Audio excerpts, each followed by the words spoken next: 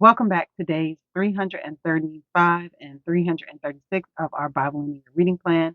As you guys know, these are our catch-up days. So in today's video, we are going to do a brief reflection and an introduction to our next books of the Bible. And in today's reflection comes from day 334, where we read Philippians 3 through Colossians 2.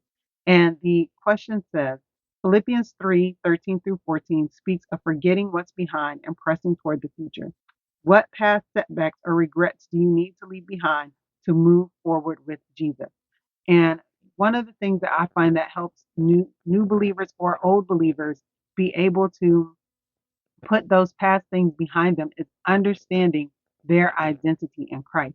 And so when we get saved, when we give our life to Christ, two things automatically happen.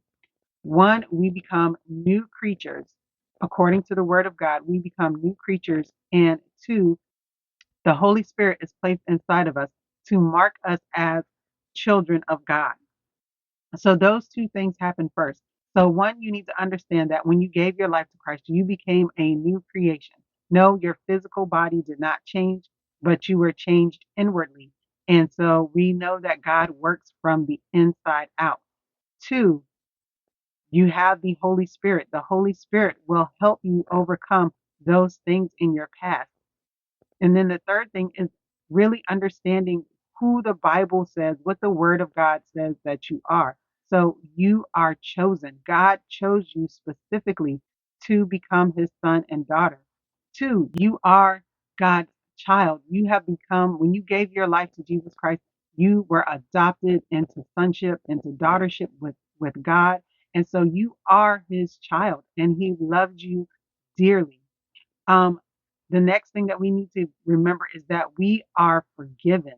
God has forgiven us. Everything that we've done in our past, when we gave our life to Christ, that was all forgiven and God wiped that out. The word of God says he cast that as far as the east is from the west. And then we need to remember that we have been redeemed. We were redeemed by Jesus Christ's blood to be put back in right relationship with God.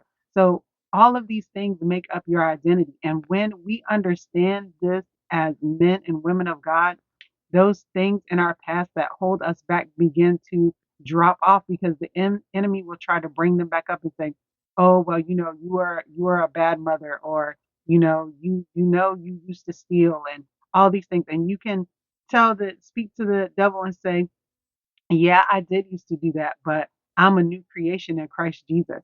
I am chosen by God. I am forgiven. I am loved. I am cared for. And you can begin to use the word of God against the enemy when he brings up those things in your past that he's trying to use to hold you captive.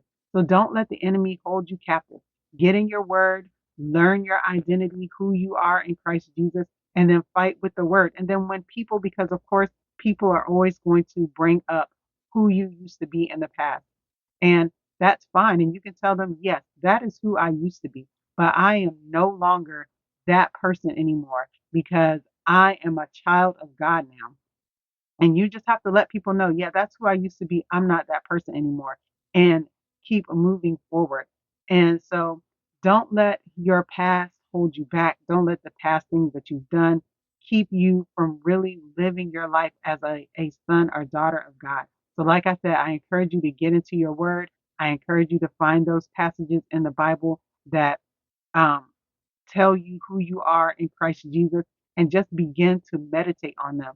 And as you meditate on them, those old issues, those things that the enemy tried to use against you will begin to fall off and you will move forward in Christ Jesus. But all right, let's go to our introduction and to our next books of the Bible.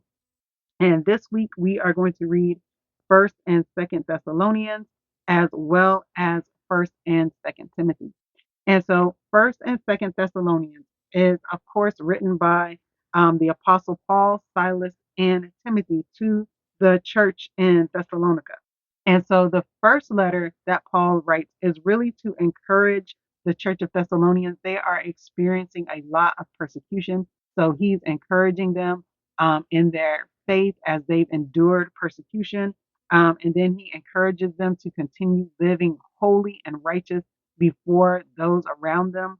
And then he talks about Jesus Christ's return because there were some issues that were creeping into the church about when Jesus was going to come back. And so they had to combat that. And then when we get into Second Thessalonians, he continues to commend the church for enduring persecution, and then he comforts the church against false claims that the day of the Lord has already come. So there were some people coming in and saying, "No, the day of the Lord has already came. You guys missed it. You missed out." And Paul had to combat that and say, look, nobody knows the day or the hour when God is going to come back, and we have not missed it. And then he also had to leave them some instructions on how to deal with members that were being idle. They weren't working. They were causing discord in the church because they weren't working. They were running around, being lazy, spreading gossip, things that people tend to do when they're idle and they don't have anything to do. And then Second Timothy is First and Second Timothy is what we refer to as pastoral letters because these letters are written by Paul to Timothy, who was a co-worker with Paul and who Paul considers to be his spiritual son, because I believe Paul did not have any actual children, no, because he wasn't married. And so he goes on to write Timothy these two pastoral letters, and in them, he's encouraging Timothy to live a life that is holy and acceptable to God and to be a good example to the body of Christ. And then he sets out some rules for order in the church, how things are to be done in the church. He lays out some of those things that promote order in the church. And then he encourages Timothy to, to continue to fight against false doctrine, but to do it with love and humility, and to be respectful and to make sure that, Timothy is still staying in the faith and that he's not being corrupted by these false teachings. So there's a lot within these two chapters in First and Second Thessalonians, especially if you're a Christian and you're feeling persecuted. First and Second Thessalonians are good chapters to read because it's a word of encouragement to the persecuted church. And then for those of you that may be in leadership or you want to learn a little bit more about the history of church order and how things were set up in the first century church, then First and Second Timothy are great letters to read, especially, like I said, if you're a church leader or you want to know a little bit more about how the early church was run and what was expected. These are all Both of these letters are great letters for you to read. But all right, guys, that is the end of days 335 and 336 of our Bible in a Year reading plan. I pray that you are blessed by this reading. Don't forget to like and subscribe to the channel if you have not already. And I will see you all in the next video. Bye.